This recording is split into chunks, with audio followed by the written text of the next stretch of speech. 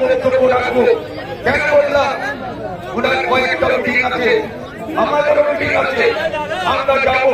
কিন্তু একটা কথা আপনাদের মাথায় রাখতে হবে যে জ্ঞানী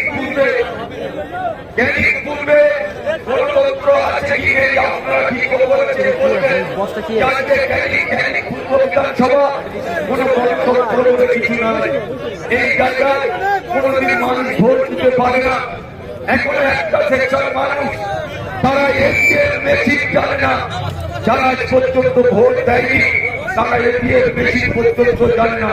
তাই আজকে আপনাদের দায়িত্ব নিতে হবে প্রতিটা মানুষের কাছে, প্রতিটা মায়েদের বোনেদের কাছে, বয়স্ক গুরুজনদের কাছে আপনাদের ভোট দিতে হবে যে এটিএম মেশিনটা কি।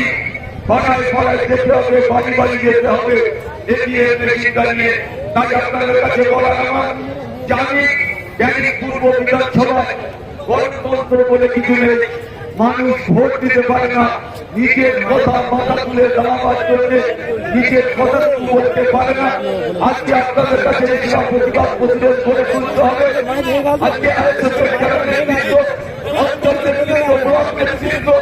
আজকে যারা এখানে দায়িত্ব নিয়ে আছে আমাদের সরকার থেকে শুরু করে যারা আছে তারা তাদের মূল্যবান বক্তব্য রেখেছে। কিন্তু একটা কথা আপনাদের কাছে আমরা বলি, বেশি কথা নয়, আমরা মিটিংয়ের কাজ তাড়াতাড়ি শেষ করবো। আমি সে বক্তা আপনাদের কাছে একটা কথা আপনাদের মাথায় রাখতে হবে, জালালুল ইসলাম এমন একজন ক্যান্ডিডেট তৃণমূল কংগ্রেস বিশ্ববাসীকে হারে হারে প্রতিটা জায়গায় যেখানে আমি মিছিল করতে যাচ্ছি, পথসভা করতে যাচ্ছি, সেই বাজার বন্ধ হচ্ছে, সেই দোকানঘর বন্ধ হচ্ছে, বাড়ি ঘর বন্ধ হচ্ছে, একটা পর একটা বন্ধ হচ্ছে। আজকে তাই তৃণমূলের নেতৃত্বরা ভয় পেয়েছে।